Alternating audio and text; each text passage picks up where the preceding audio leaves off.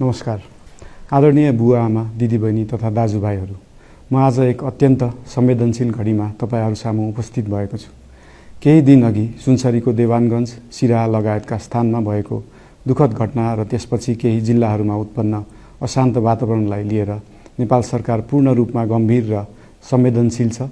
यस दुःखद घटनामा परि निधन हुनुभएका हाम्रा नागरिकहरू जयप्रकाश मेहता, ओम प्रकाश मेहता र गणेश यादवप्रति म भावपूर्ण श्रद्धाञ्जली अर्पण गर्दछु। साथै शोक सन्तप्त परिवारजनहरूमा नेपाल सरकारका तर्फबाट गहिरो संवेदना व्यक्त गर्दछु।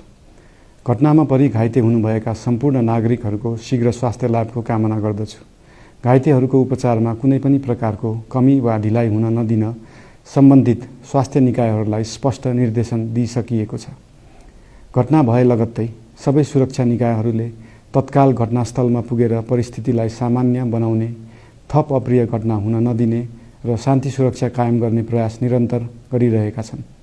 घटनाको निष्पक्ष छानबिन गरी दोषीलाई कडा कानुनी कारबाही गर्न गृह मन्त्रालयले छानबिन समिति गठन गरिसकेको छ। म सबैमा विश्वास दिलाउन चाहन्छु कि यो छानबिन पूर्ण रूपमा निष्पक्ष र पारदर्शी हुनेछ।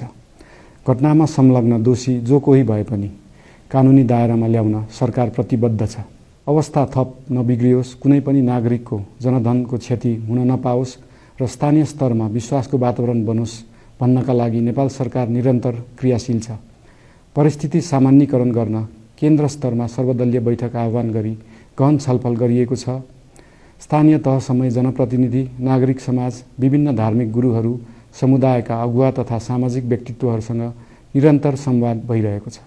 स्थानीय स्थितिको प्रत्यक्ष अनुगमन गर्न, पीडित पक्षसँग संवाद गर्न र शान्ति सुरक्षालाई थप सुदृढ बनाउन गृहमन्त्री स्वयं सो स्थानमा पुगिसक्नु भएको छ।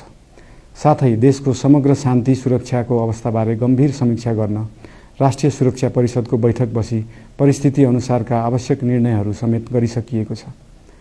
यस्तो संवेदनशील घडीमा सामाजिक सञ्जाल वा अन्य माध्यमबाट असत्य, अपुष्ट सूचना, अफवाह, घृणा फैलाउने सामग्री वा समुदायबीच वैमनस्य बढाउने अभिव्यक्ति प्रचार प्रसार नगराउन अनुरोध गर्दछु।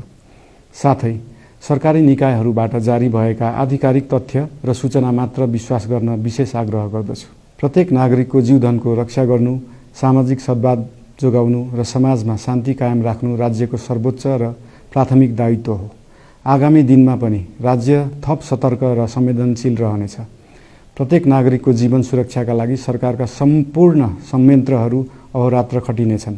शान्ति सुरक्षा भङ्ग गर्ने, अराजकता फैलाउने वा हाम्रो सदियौं पुरानो सामाजिक सद्भाव, सहिष्णुता र भाइचारा खलबलाउने कुनै पनि क्रियाकलापप्रति सरकार पूर्ण रूपमा सचेत छ र यस गतिविधिमाथि कडा कदम चालिनेछन्। नेपालको संविधानले प्रत्येक नागरिकलाई आआफ्नो धर्म, संस्कृति र परम्परा मान्ने मौलिक हक प्रदान गरेको छ।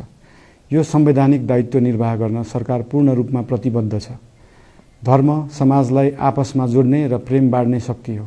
संसारको कुनै पनि धर्म वा संस्कृतिले हिंसा, घृणा र विभाजन सिकाउँदैन। सबै धर्मको मूल सार करुणा, दया, प्रेम र शान्ति नै हो। देशको कुनै एक स्थानमा भएको अनपेक्षित र दुःखद घटनालाई लिएर कुनै सिङ्गो समुदायलाई आरोपित गर्नु र देशका अन्य भूभागमा समेत त्यसको प्रतिशोधको आगो फैलाउनु कुनै पनि दृष्टिकोणबाट न्यायोचित वा न्यायसङ्गत हुन सक्दैन। आदरणीय बुवा आमा, दिदीबहिनी तथा दाजुभाइहरू, हाम्रो इतिहास साक्षी छ कठिनभन्दा कठिन र अप्ठ्यारो परिस्थितिमा पनि आपसी एकता, सहिष्णुता र विवेक नै हाम्रो सबैभन्दा ठूलो शक्ति बनेका छन्।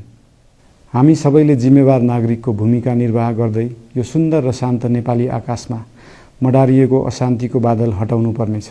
हम आम नागरिक, नागरिक समाज, धार्मिक समुदाय, सब आदरणीय अगुवा, सब राजनीतिक दल आ जिम्मेवार संचार के माध्यम सबके धैर्यता आ संयमता अपना के शांति, सद्भाव, भाईचारा आ राष्ट्रीय एकता कायम राख के लेल सरकार के तरफ से हार्दिक अपील कर रहल छी। धन्यवाद।